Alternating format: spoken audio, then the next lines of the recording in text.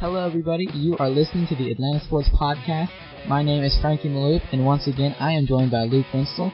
Today is our Atlanta Falcons preview show, and we want to thank you for finding us, whether it be on iTunes or Google Play, or Stitcher Radio, or our new home of SoundCloud, and also on our website, atlantasportspodcast.com. You can follow us on Twitter at ATL Sportscast, or you can find us on Google Plus, Atlanta Sports Podcast. We thank you for finding us there. And we're going to get started with the recap of last season. Alright, the Falcons went 8-8 last year. It was a rather disappointing season for the team that they had in place. They started out 5-0. They beat Philadelphia, New York, and Dallas. Then they also beat the Texans and the Redskins. Redskins, they won 25-19 in overtime. They then lost to the New Orleans Saints at the Superdome, taking them to 5-1. They beat the Titans 10-7 in Nashville. And that put them at 6-1. They're really looking good. People starting to think they're going to make the playoffs. Then they lose to the Buccaneers in overtime. Lose to the 49ers. Lose to the Colts, Vikings, Buccaneers again. Just shut out 30-0 against 30-0 against the Panthers. By then the season's really starting to get out of reach in terms of the team trying to get a playoff spot. But then they turn around and beat Carolina 20-13. Really a moral victory and of course a real victory.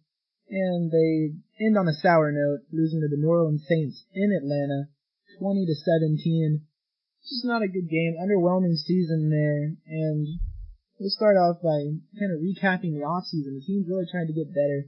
I think they have for the draft and free agency, but Frankie, start us off with some moves they've made so far this offseason.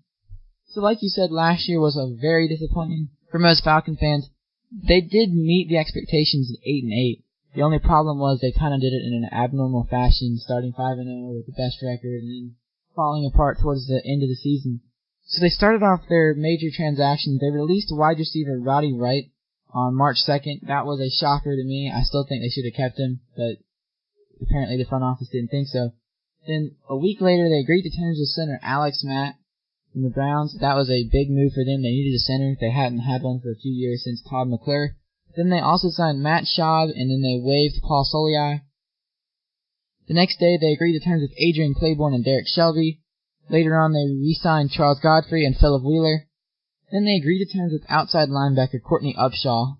Then in April, they re-signed Chris Chester, and then that brings us to the NFL draft. Alright, well before the draft, I'd like to just kind of talk about those moves a little bit more. Releasing Roddy White was not a great move in anyone's opinion, but Kyle Shanahan just didn't have any more use for him in the offense, so they just got rid of him. He's still on the free agent market, and I'm kind of interested to see if somebody will pick him up, because I think he's still a very good player and could be useful to somebody as a number 2 or 3 wide receiver. Agreeing to terms with Alex Mack, getting an all-pro to shore up that center position.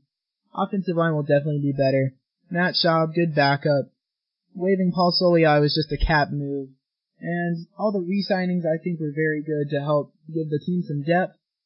And it's just, really nice. So, for the draft, Falcons got safety Keanu Neal, linebacker Deion Jones with 52 overall, tight end Austin Hooper, number 81 overall, linebacker Devondre Campbell, number 115 overall, guard Wes Schweitzer, number 195 overall, and in the 7th round, wide receiver Devin Fuller with the number 238 overall pick. Fuller was just, an interesting player throughout camp, and he's ended up on injured reserve, so now that kind of takes him off the bubble, being on the injured list. So he's just, someone to watch in the future to see if he'll ever turn out to be anything better than the 7th round pick. So after the draft, they agreed to terms with 22 college free agents, including Josh Dawson and Chris Mays from the University of Georgia. They also signed J.D. McKissick, Ivan McLennan, Brian Poole, Will Rattel, and Brandon Wild. Then later on, moving into June, they signed Nordley Cappy, and they waived Josh Dawson again from the University of Georgia. They reached an injury settlement with center James Stone. Then on July 26th, they released wide receiver and kick returner Devin Hester, a move that I thought they could have gone either way. I think they could have kept him, but, the Baltimore Ravens picked him up, so we'll see what happens with that. Yeah, the Ravens picking up Hester recently, I think it was a good move by them just to kick the tires, give him one last shot. And he's a potential Hall of Famer. I mean, Ray Guy, a special teams guy can make it into the Hall of Fame. I think Hester definitely will have a good shot. But it's just very interesting by them. I'll be watching him in Baltimore, and I'm sure many other Falcons fans will, just to see what we lost. But that was just a cat move to open up space to sign guys that we later on are going to get to in this. So, the 27th of July, Charles Godfrey retires, and the Falcons sign former UGA tight end Arthur Lynch. He was a 5th-round pick of the Dolphins. He's bounced around a little bit, hasn't really locked on with the team. And August 2nd, Falcons make their big move with some of that cap space they were saving. And they sign Dwight Freeney, coming to terms with him. He'll be playing week 1. No injury deal with him from what we have heard so far, so hopefully he'll be a lock to be pressuring quarterbacks on 3rd down. Yeah, and then on August 10th, they signed running back Cyrus Gray. Then on August 20th, they waived Nick Rose, signed Shane Graham, and then they also signed Sergio Brown. Then a week later, they released Sergio Brown, and they also released University of Georgia tight end Arthur Lynch, linebacker Ivan McClennan, and quarterback Sean Renfrey, who's been a very stable backup for the past few years. And then on August 28th, they signed Deshaun Goldson. And then on the 31st of August, they placed wide receiver Devin Fuller on the injured reserve and signed fullback Will Littell. Yeah, the Falcons signing safety Deshaun Goldson, I think, was a very good move from them. Washington writers came to a consensus after Washington released them earlier in the offseason that they were not only losing a player to gain that $8 million in cap space, they were losing potentially one of the best leaders in the National Football League.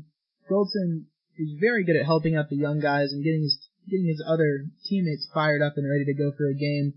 So he could be a big time player for Atlanta, no matter how much he produces, just kind of like Sean Witherspoon, being there as a leader to help out the other players and also making a play every once in a while. We'll move on to the Falcons getting down to their 53-man roster. They released several guys. They came to an injury settlement with Brandon Wilds, the running back, and Tyler Starr was waived due to an injury. Jalen Collins, who is suspended, was placed on the reserve suspended list, where he will be for the first 4 games of the season, as he failed a substance test. The Falcons placed cornerback Akeem King, with a foot injury, and DeMarcus Van Dyke with a concussion on injured reserve. The Falcons claimed wide receiver Taylor Gabriel off waivers from the Browns and waived wide receiver Nick Williams, which I think was a very good move by them. And they signed Nordley Cappy, Devontae Johnson, Joey Mbu, J.D. McKissick, Sherrod Niesman, Matt Sims, and DJ Tialavea to the practice squad. And a lot of those guys on the practice squad performed well in the preseason, and I'm glad to see them back on the team, most notably J.D. McKissick.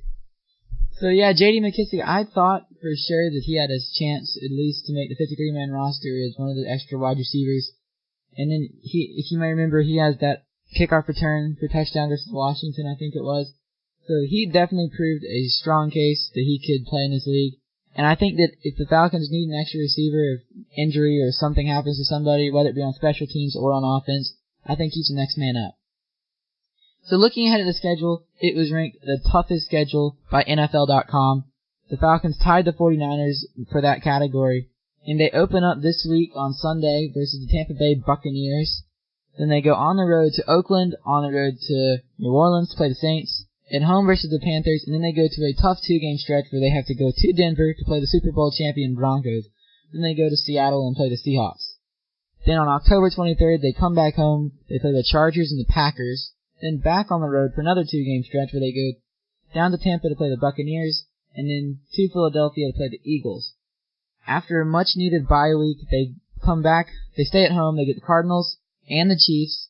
Then they go to Los Angeles for the first time in I don't know how many years now that the Rams are down there. So they play in Los Angeles against the Rams. Then they come back home for 1 game versus the 49ers. Then back on the road at Carolina, and then back home versus New Orleans. Now, what do you think out of that schedule is going to be the toughest game for Atlanta, where if they win this game, the team's looking really good? Well, you gotta look in the division. I think it's gotta be a division game. The toughest game, I mean, I'm not sure you could go out of the division for this one, but a must-win, they gotta beat the Panthers at least once, I think. If they have any shot at the division, they have to split the series with them to at least even out the tiebreaker. Yeah, I agree with that. You got to take one from the Panthers, but I think that opener against the Buccaneers is going to be a big one. If Atlanta can come out firing and really win that game, I think it's going to be a good sign for Falcons fans. Because those Buccaneers really look good this year. Yep. And then you'll hear later on from our interview, Michael Aprile. He has his own ideas about that, so keep listening. We have an interview coming up in a few minutes. So what do you think will improve or decrease in prosperity on the offense? So let's talk skill players, running backs and wide receivers. Just tell me a little bit about them. Start with the running back. So the running backs, they're going to be a little bit less prosperous individually, but they'll still have a good season. I mean, last year Devonta Freeman broke onto the scene, but that was partly because the passing attack wasn't as good as it was supposed to be, especially with Julio Jones. I know he had great numbers. He had over 1,800 receiving yards, I think, and he tied for the league lead with number of catches. But this year, I think the wide receivers will be much more productive because Matt Ryan has to rebound. He has all the pieces in place. He has two running backs that could potentially carry the load in Tevin Coleman and Devonta Freeman. And I think the wide receiver core is going to be as good as it ever has been. You got Julio Jones, arguably the best receiver in the league. You have Mohamed Sanu, who the Falcons just signed to a 5-year, $32 million deal, I think. And then you have Justin Hardy, who's been much improved. So Matt Ryan needs to rebound, which will then improve the wide receivers, which will then in turn make the running backs less prosperous if you look at the statistics. Yeah, I see the Falcons as a passing team no matter what, but I do think good running backs help balance that out. You know, Tevin Coleman had a good year last year, rushing for 392 yards. I mean, good year for a rookie. 4.2 yards per attempt. Battled some injuries. I know for sure had a hamstring and then slipped in the shower. Had a concussion for the last couple games. One of the more comical injuries in the NFL. And in 2015, Devonta Freeman had 4.0 yards per attempt and rushed for over 1,000 yards, 1,056. I see Devonta right around 1,000, maybe a little less because I think the Falcons are planning to split carries with Tevin Coleman. So I see Coleman around 700 and Devonta around 900. And both of them could easily exceed that, but that all depends on the play of the offensive line and the quarterback, Matt Ryan. Now getting to those wide receivers you mentioned. Julio Jones, he's going to take a step back too. Both of our all-pros on offense I think are taking a little bit of a step back because the team's becoming more balanced. Tevin Coleman's helping out Devonta Freeman. I believe Mohamed Sanu, who you mentioned, will help out Julio Jones in turn. And he'll probably be getting... Sanu could easily have a career year, and Julio, you never know. I mean, I don't think he'll get as many targets, but he could still get the yardage just due to his being a pure physical specimen. And then the offensive line, it will be better than last year, I think. And I think one website, I can't remember which one it was earlier this year, had them ranked as the third best offensive line in the league. And that is key with the addition of Alex Mack, the center from the Browns. The center is a huge part of the offense. We've had problems with having a consistent center the past few years. Ever since Todd McClure retired, the Falcons have been looking for this guy, and I think they found him for the next few years. Also, Wes Schweitzer is going to be a good backup. We brought him in the 6th round of the draft. I think he can provide a lot of depth and potentially have a lot of playing time this year. Yeah, Schweitzer is one of those guys that I don't think will be starting as a rookie. He went in the 6th round for a reason, but he's a good depth player. If someone gets hurt, I won't mind him stepping in. Chris Chester was named starting guard earlier today over him, but I think over the next couple of years, Schweitzer could easily develop into a key piece of that offensive line for the Falcons. Also, Alex Mack being the center, I think it elevates the play of everyone on the offensive line. And Pro Football Focus had the Falcons as a top 5 offensive line, and I believe that they'll be able to perform up to those expectations with the personnel group they have on that line, and just the balance of the offense will really help them out. Yeah, I agree. The Falcons have all the pieces in place to have a successful year on offense, and I think Matt Ryan, this is the year that he has to prove that he is not all washed up. He needs to have a good year again like we're used to have him having, and make a rebound from last year because he has all the pieces he needs to have a successful year. Alright, we're going to continue onward. We're going to move to defense. The defensive ends and the linebackers, they'll be more productive in sack totals this year, I hope. But what do you think about this, Luke? Is this something that we should look for? Yeah, I mean, as we were talking about earlier, the only place for them to go up is up. They had 19 sacks last year, worst in the league by far. I mean, the Denver Broncos had 3 or 4 times as many more sacks than the Falcons did. It's just not good. But I think that they haven't really added a whole lot of high-quality pieces, but they've added a lot of average pieces. You know, they took Derek Shelby, they re-signed Adrian Claiborne. O'Brien Schofield is still out there in free agency, but I think the Falcons could be bringing him in if someone were to get hurt on that defensive line. They brought in Dwight Freeney for more pass rush. I think all of those guys will be 4 or 5 sacks. Freeney will have the opportunity to get more than 4 or 5, but if he is right there, 4.5, 5 sacks, I'm happy because Freeney's doing a good job of teaching the younger players. Vic Beasley's still there. I think Grady Jarrett will have a good year. I'm projecting this team to get probably between 27 and 30 sacks this year because I think they have enough quality pieces to really get in there and rush the passer. So yeah, the defensive ends and linebackers, the front seven as a whole, I think will be much better. But I also think that the secondary is going to help them out a lot. The secondary will be locked down again, and I think that you can use the secondary, and I think the Falcons will do this. They will use the secondary to kind of protect their front seven. The secondary will be holding the receivers covered for longer, which then in turn provides the front seven more time to get after the quarterback. And I think that they will both help each other in that fashion. So the secondary, they have Keanu Neal, but he's hurt right now. They will be much better when he returns from his knee injury. And then they have Goldson, they just signed him. So that will be a key addition for leadership purposes. Yeah, Goldson is not only a leader, he also, he brings the hammer. He's had some huge hits, ESPN top 10 stuff, and he still brings that. I mean, he's on the wrong side of 30, but he's still a very good player, and I think the Falcons could get a nice year out of him.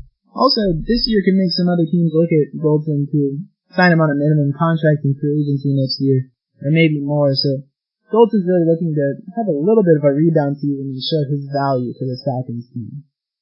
And you also got to remember Desmond Trufant is still here as a cornerback, so he will be, again, one of the best cornerbacks in the league, I think, so that will not hurt matters at all. Yeah, another note on Trufant is this is a contract year for him, so he will really be pushing hard to become the best player he can, so look for him to have another breakout season, all-pro year, things like that, just because he's so motivated to get that big money deal that the Falcons are reluctant to give him at the moment. Okay, so now I'm going to bring on Michael Aprile, the founder and editor-in-chief of Rise Up Reader. This interview was done on Thursday before the Falcons' final preseason game, so some of the stuff we talk about is a little bit old news. But I want you to listen to what he says about the kicking situation, and I have to say that I'm going to agree with him on this. He talks about the difference between Shane Graham and Matt Bryant and what he would do, and I'm going to tell you right now, I agree with what he did, or what he says. I am very happy to be joined by Michael Aprile, the founder and editor-in-chief of Rise Up Reader. You can find him on his website, riseupreader.wordpress.com, or on Twitter @RiseUpReader. Also, any of you who think you have what it takes to be a sports writer and would like the chance to do so can contact Michael, who is always looking for more writers. No experience necessary, just a drive and determination to succeed. Michael, I'm glad to have you. Thanks for having me on, Frankie. I really appreciate it. All right, let's get going. In an article you wrote after the first preseason game, you mentioned 5 players, Sean Weatherspoon, Brian Poole, J.D. McKissick, Devondre Campbell, and Deion Jones, who improved their stock after the game versus the Redskins. Now that we are almost at the end of the preseason, which of those players did still have their stock rising, and which have experienced a drop-off in production? Well, I think they've all kind of seen their stocks rise, not quite as quickly as maybe the first game. Everybody looked really good against Washington. But to point out a few, I think J.D. McKissick is still improving. He looks like he's a guy who has a lot of potential for an undrafted free agent. He could provide a spark in the return game. And he's actually looked really good as a receiver as well. So I think there's some potential there. He might be worth watching for somebody to stick on the 53 or definitely on the practice squad, especially with Devin Fuller now on IR. The rookie linebackers still look good. Devondre Campbell and Deion Jones look like they're going to start the season, and there might be some bumps there, but I think they're going to be assets to this team. So looking forward to seeing them kind of progress and grow as the year goes on. Brian Poole's another guy I want to point out. He looked great against Washington, but he's had a quiet preseason other than that. I think he's going to have to show something tonight against Jacksonville to really make a push for the 53. It's really a tight battle between him and C.J. Goodwin. So, yeah, I think that's where we're at right now with those guys. Okay, the kicking situation has been debated a lot. As of right now, it's still up in the air, since both Shane Graham and Matt Bryant, they both bring a strong argument to the table. I'm going to put you in Dan Quinn's shoes for a minute. If you were Dan Quinn, which one would you keep on the roster? If I was Dan Quinn, I'm glad I'm not in this situation. I would probably have to go with Shane Graham just because he's been consistent. He hasn't really had any injury problems, and as much as I love Matt Bryant and what he's done for the organization, at this point, I mean, kicker's mostly a non-contact kind of position, and he just can't seem to stay healthy. So it's fair to wonder if Father Time's finally caught up with Matt Bryant. And there's no questions like that with Shane Graham. So I think for consistency and to be on the more safe side, I think they should go with Shane Graham. I agree with you on that one. Even though Matt Bryant has been very good for the Falcons, the one consistent factor for the past few seasons. The final roster cuts are coming on Sunday. Which player still on the bubble can we expect to make the team? There's a couple battles I'm looking forward to watching tonight, especially. And that's going to be Teron Ward and Brandon Wilds. I don't think Brandon Wilds is going to play. Ward is really going to have to show something because Wilds has really impressed throughout the preseason. He's been kind of an electrifying back. And I still think Teron Ward's going to pull it out. And Brandon Wilds might hit the practice squad if he's available to do that still. So that'll be a close one to watch. J.D. McKissick, another one right on the bubble. I think if he has another impressive night tonight, he's going to make it very hard on the coaches to not put him on the 53 again with Devin Fuller hitting IR. They're very similar players. C.J. Goodwin versus Brian Poole, that's another one I'm looking at. Goodwin had a really nice compliment from Mark Manuel, the secondary coach, recently. He said he was the best pure ball hawk on the team.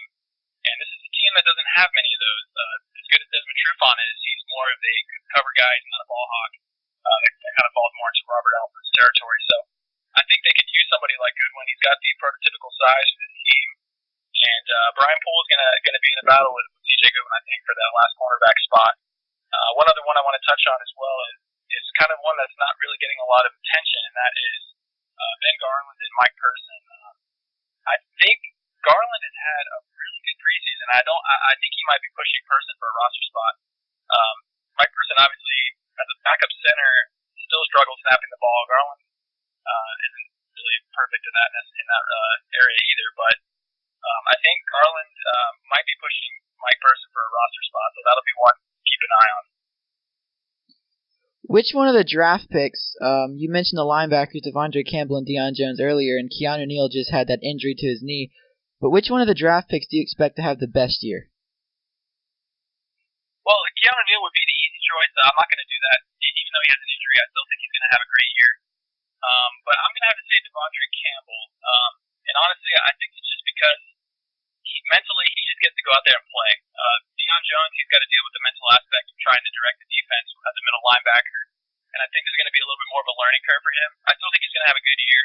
But Devonta Campbell, I think, is really going to excel and probably have the best rookie year of our class. What'll be the biggest surprise this year? I think it's not really that much of a surprise if you have watched the Falcons and if you're really tuned in. I think Grady Jarrett is poised for a really big year. There's been some national recognition and some praise for him for his work this preseason. He's moved into a starting role as a nose tackle. He's looked great so far in the preseason. And I think he's going to surprise a lot of people who don't know much about him, and he might emerge as one of the Falcons' best defensive linemen. So keep an eye on Grady Jarrett. And that would be huge because the Falcons definitely need to improve their pass rush still. It hasn't been as good as they were hoping it would be. Absolutely. Hopefully he can help in that regard. I think he can. Okay, some people have been thinking that Matt Ryan needs a good year this year, or that the Falcons might be quarterback shopping in 2017. Do you agree with this idea? I do not. I really like Matt Ryan, and I think he's fallen on some hard times lately. But if I'm in control of the franchise, I'm not getting rid of Matt Ryan. He's proven himself as a winner. He's taken the team to the NFC Championship game with a terrible defense. I think it's easier and it's smarter to build around Matt Ryan, put some better pieces around him, put a better defense on the field, than it would be to try to find a quarterback better than him. And there's a lot of people out there who want to try to trade for Deshaun Watson or whoever. That's a huge risk. You have a good quarterback in Matt Ryan. You paid him $100 million. Build around him and try to get to the Super Bowl with what you have. That's just what I think. And I think, I agree with you. They need to keep Matt Ryan for now, but I think that this year he has to have a good year because he has all the pieces around him. He's finally got a good running game, and he has Julio Jones as arguably the best receiver in the NFL right now. So this year might be the year for him to get back on the winning track. Yeah, there's a lot of pressure on Matt Ryan, and he knows it. I think it has to do a lot with that scheme, and we'll see. And I think we're going to be talking about that in a little bit. We'll see if he can adjust to the scheme and if Kyle Shanahan and he can work a little better. But you're right. There's no excuses. He's got to go out there and perform, and that's what we expect of him. So speaking of Kyle Shanahan, he hasn't won over most of the fan base, it seems, right now. Do you think he's the right fit for this team? And if not, how long will he stay here in Atlanta? I think he's a decent fit, and I love what he's done with the run game. The zone blocking team works great for our offensive linemen and for Devonta Freeman. I don't think he necessarily breaks out the way that he did last year without Kyle Shanahan in his team. He hasn't really worked as well with Matt Ryan, and I think that's probably one of the closest things we'll be keeping an eye on this season. But if Shanahan and Matt Ryan can work out their problems, I think that a lot of heat will be taken off of Shanahan's back. But watching Matt Ryan try to work on the team and a lot of the bootlegs and rollouts and read option stuff that he does, it's not a good fit. It's not a good fit for Matt Ryan. So I think that they need to work better on what does Matt Ryan do well and how can they make that work better in Kyle Shanahan's scheme. If the offense flounders this year and they don't do very well, I think he's going to be under a lot of fire and he might potentially get the axe. But we'll have to see. I agree. I mean, like I said earlier, all the pieces are here this year. They need to have a good year offensively. So let's talk about the division for a minute. The Panthers are the overwhelming favorite, and they should be. Last year they went Super Bowl. They lost to the Broncos there. Outside of them, who's the best contender to get a wild card berth out of the NFC South? Is it the Falcons, or do you think the Bucs or the Saints have a better chance? Honestly, I like the Falcons' chances. I don't think they're going to have a stellar year. The schedule is just too tough for that. I think the Bucs are a sneaky choice. They could have a really good year. Jameis Winston looks to be progressing very, very nicely with that team. So if I had to put my money on it, I would probably say the Falcons will edge out the Bucs, but don't be surprised if the Bucs have a good year. And you mentioned the schedule. The Falcons do have the toughest schedule according to NFL.com. Which one of their games will be the toughest, taking into account not just the opponent, but the location and the time of the year as well? So after really looking through the schedule, there's quite a few hard games on there, obviously. The Falcons have a tough schedule. But one that really stood out to me was the Falcons' trip to Seattle. And that's going to be coming right after a trip to Denver. So there's going to be a little bit of a road trip there. And I think the Seahawks are just such a tough team to beat at home. And with the Falcons coming off that road trip to Denver, another tough game against one of the top defenses, I think they might be a little beat up from that game. And traveling to Seattle to face the Seahawks at home is no easy task. So I think that's going to be probably the hardest game on the schedule for them. One out of many. There's plenty of them out there, I think. So they're not expected to win their division this year, but I think they'll have a better season than most people think. What are your thoughts as to their record? I think they'll have a decent year. I think they'll finish a little better than they did last year. And remember, with the 5-0 start and that huge losing streak, they lost quite a few close games. So their schedule could have been a lot better than it actually ended up as. But I think they're going to finish probably around 9-7 or 10-6, which might be good enough for a wild card spot. But I think they have a better roster this year. The schedule's tough, but I think they'll surprise and get a few tough wins. But yeah, I'm not expecting anything crazy. Probably 9-7 or 10-6, I would say. I would agree with you there. I don't think that they will quite get over the hump yet. Maybe next year, but they'll be better than most people think. So, Michael, what is the best way for fans and potential writers? Remember, Rise Up Reader is looking for more writers for the website, riseupreader.wordpress.com. What's the best way for them to contact you? Well, you can send me an email at riseupreader@gmail.com, or you can send me a message on Twitter at riseupreader. I'm active on both. So, yeah, if you're interested, just shoot me an email or a message, and I'd be happy to talk with you and potentially get you on board. Thank you for joining us today. We look forward to having you again sometime soon. Thanks again. I really appreciate it. Okay, that was some great stuff from Michael Aprile. Remember, you can find him on Twitter at RiseUpReader. So we're going to get into some notes before the season starts. We mentioned the Keanu Neal injury. He's out 3 to 4 weeks still, I think. So it'll be great when he can come back. He'll definitely be an added boost to the defense. Now, the kicking situation. You heard what Michael said about the kickers. He would rather have Shane Graham as the kicker. And I agree, because like you mentioned, the consistency of being not on the injured reserve all the time like Matt Bryant is now, that might be huge, especially for a kicker that's not really in a contact situation a lot. And as much as Matt Bryant has done for the team in the past 6 years, I still think that Shane Graham would have been the better choice this time. I disagree there. I feel like Matt Bryant should be our kicker until he starts consistently missing kicks. Last year he still had a good accurate season. He's a good kicker, and I'm not ready to let go of him in favor of Shane Graham until he really shows that, okay, maybe he's absolutely falling apart. I think he's in the process of falling apart, but I don't think he's done yet. I think we can pull one or at least a good half season out of Bryant. But, you know, I still see your point with Shane Graham. I still see Michael's point. But I think he could be brought in later this year if he's not signed by another team, if Bryant were to get injured or miss kicks. But I really think it came down to the cap number. Matt Bryant owed over $3 million this year. There's no reason to cut him and really risk adding more dead money to the large amount the Falcons have already accumulated. So I just think that's the reason that really that was the tipping point to keep Matt on the roster. Okay, so a reasonable win-loss total, I think, would be 9-7, and to compete for a wild card berth. Maybe that 5 or 6 seed in the NFC. Now, the Falcons last year were 8-8, which met expectations, although the Falcons fans weren't happy because they started 5-0, like I mentioned earlier. It just happened in the wrong timing. If they had started, 0-7 and then won 6 in a row, that would have been great. But the fact that they started hot and then cooled off, they need to start off hot again this year, I think, but they need to sustain that and get through and still be above average.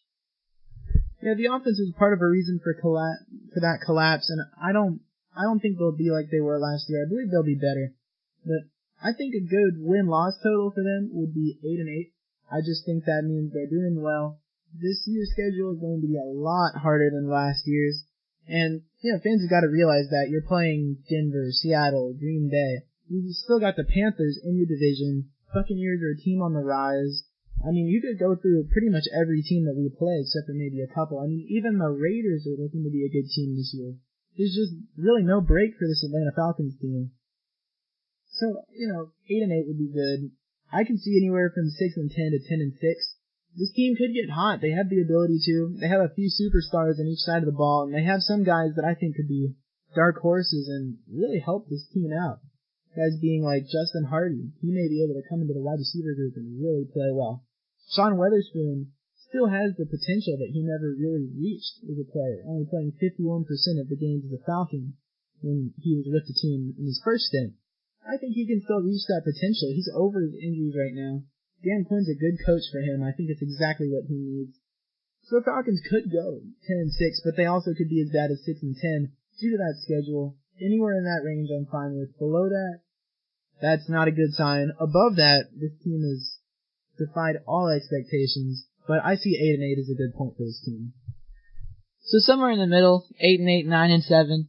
But I do think that Dan Quinn needs to improve off of last year, which was 8-8. So I think 9-7's got to be the goal for most Falcons fans, because the ceiling has been raised ever since we had the number 1 seed a few years ago. We had it twice, I think. Ever since we got to that high point, the ceiling has been raised, and we've never met it since. Mike Smith got fired after going 6-10 and 4-12 or whatever he was. So Dan Quinn needs to improve and get the winning season and make the playoffs either this year or next year, and then the fans will be happier. So that just about does it. Thank you for listening to our Falcons preview of the Atlanta Sports Podcast. Remember to find us on our website, atlantasportspodcast.com. You can subscribe to us on iTunes. You can leave us a review. That would be great. Tell us how we're doing. You can also comment on our podcast on our website. You can also subscribe there by email. And we hope to see you next week with another show. We might never get a break from this comedy of errors. You know that's